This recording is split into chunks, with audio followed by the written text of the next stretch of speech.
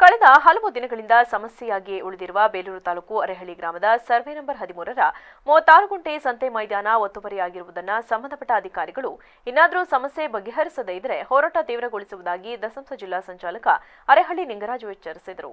ಹಾಸನದಲ್ಲಿಂದು ಪತ್ರಿಕಾಗೋಷ್ಠಿಯಲ್ಲಿ ಮಾತನಾಡಿದ ಅವರು, ಒತ್ತುವರಿ ತೆರವುಗೊಳಿಸಿ ಅಳಿಸದಂತೆ ಮಾರುಕಟ್ಟೆ ನಿರ್ಮಾಣ ಮಾಡುವಂತೆ ನಾವು ಕಳೆದ 1 ವರ್ಷದಿಂದಲೂ ನಿರಂತರ ಹೋರಾಟ ಮಾಡಿಕೊಂಡು ಬರುತ್ತಿದ್ದೇವೆ.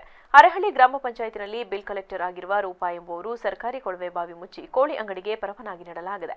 ಹೇಗಿದ್ದರೂ ಕೆಲ ಸದಸ್ಯರು ಒತ್ತುವರಿದಾರರಿಗೆ ಬೆಂಬಲ ನೀಡುತ್ತಿದ್ದಾರೆ.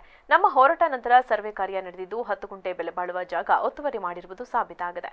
ಆದರೂ ಅಧಿಕಾರಿಗಳಾಗಲಿ ಶಾಸಕರಾಗಲಿ ಯಾವುದೇ ಕ್ರಮ ಕೈಗೊಂಡಿಲ್ಲ ಎಂದು ಆರೋಪಿಸಿದರು. ಇದೀಗ 6 ಗುಂಟೆ ಜಾಗದಲ್ಲಿ ಹಳ್ಳಿ ಸಂತೆ ನಿರ್ಮಿಸಲು ಮುಂದಾಗಿರುವುದು ಖಂಡನೀಯ ಎಂದ ಅವರು ಕೂಡಲೇ ಸ್ಥಳ ಬದಲಾಯಿಸಬೇಕೆಂದು ಆಗ್ರಹಿಸಿದರು. ಏನು ಗಂಟೆಗಳು ಪ್ರಾರಂಭವಾಗಿವೆ.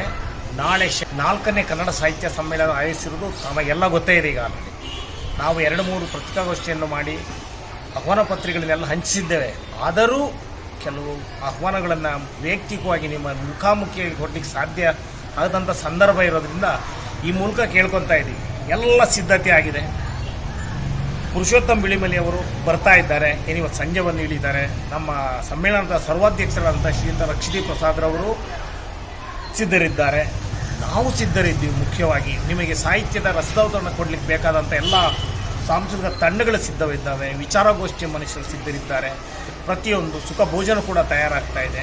ಇಲ್ಲಿ ಬೇಕಾಗಿರ್ತಕ್ಕಂಥದ್ದು ನೀವು ನಮ್ಮೊಡನೆ ನಾಳೆ ಬೆಳಗ್ಗೆ 8:30 ಅಷ್ಟೊತ್ತಿಗೆ ಧ್ವಜಾರೋಹಣಕ್ಕೆ ಬನ್ನಿ. ಇದೇ ಸಭಾಂಗಣದ ಮುಂದೆನೇ, ವೇದಿಕೆ ಮುಂದೆ ನಡೀತಾ ಇದೆ.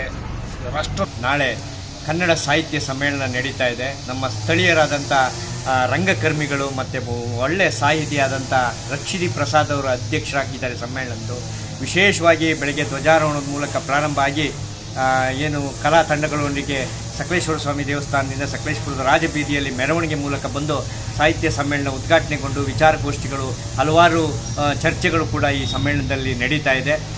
ಎಲ್ಲ ನಾಡಿನ ಹಿರಿಯ ಸಾಹಿತಿಗಳು, ನಾಡಿನ ಪ್ರಸಿದ್ಧ ರಾಜಕಾರಣಿಗಳು, ಜಿಲ್ಲೆಯ ಎಲ್ಲ ರಾಜಕಾರಣಿಗಳು, ಪ್ರಸಿದ್ಧ ನಾಯಕರುಗಳು, ಸಕಲೇಶ್ಪುರದ ಸ್ಥಳೀಯ ಎಲ್ಲ ನಾಯಕರುಗಳು, ಎಲ್ಲ ಶಾಸಕರುಗಳು, ಎಲ್ಲ ಏನು ಸಾಹಿತಿಗಳು ಮತ್ತು ಸಾರ್ವಜನಿಕ ಬಂಧುಗಳು ಆಗಮಿಸ್ತಾ ಇದ್ದಾರೆ. ನಾನು ಕೂಡ ಸಂಪೂರ್ಣ ತೊಡಗಿಸ್ಕೊಳ್ತಾ ಇದ್ದೀನಿ.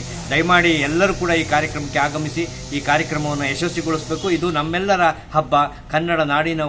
ಈ 13ನೇ ತಾರೀಕು ಸಕಲೇಶ್ಪುರದಲ್ಲಿ ಕನ್ನಡ ಸಾಹಿತ್ಯ ಸಮ್ಮೇಳನ ನಡೀತಾ ಇದೆ. ಅದ್ದೂರಿಯಾಗಿ ನಡೀತಾ ಇದೆ. ಗಣ್ಯರು ಆಗಮಿಸುತ್ತಿದ್ದಾರೆ. ಹಾಗಾಗಿ ತಾವುಗಳು, ನಾನು ಆಟೋ ಚಾಲಕನಾಗಿ ನಾನು ಈ ಸಮ್ಮೇಳನದಲ್ಲಿ ಪಾಲ್ಗೊಳ್ಳುತ್ತಾ ಇದ್ದೇನೆ. ಹಾಗೆ ನೀವು ಬನ್ನಿ, ಕನ್ನಡಕ್ಕೆ ಪ್ರೋತ್ಸಾಹ ಕೊಡಿ, ಕನ್ನಡನ ಉಳಿಸಿ ಬೆಳೆಸಿ ಬೆಳೆಸೋಣ ಎಲ್ಲರೂ ಸಾರ್ವಜನಿಕ. ಪತ್ರಿಕಾಗೋಷ್ಠಿಯಲ್ಲಿ ದಸಂಸ ರಾಜ್ಯ ಸಂಘಟನಾ ಸಂಚಾಲಕ ಈರೇಶ್ ಹಿರೇಹಳ್ಳಿ, ಜೈಭೀಮ್ ಬ್ರಿಗೇಡ್ ಜಿಲ್ಲಾಧ್ಯಕ್ಷ ರಾಜೇಶ್, ಅಹಿಂದ ರಾಜ್ಯ ಜಂಟಿ ಸಂಚಾಲಕ ದಿನೇಶ್, ಅರೆಹಳ್ಳಿ ಗ್ರಾಮ ಪಂಚಾಯಿತಿ ಮಾಜಿ ಉಪಾಧ್ಯಕ್ಷ ಸಿದ್ದರಾಜು, ಹರೀಶ್ ಉಡುವಾರೆ ಇದ್ದರು.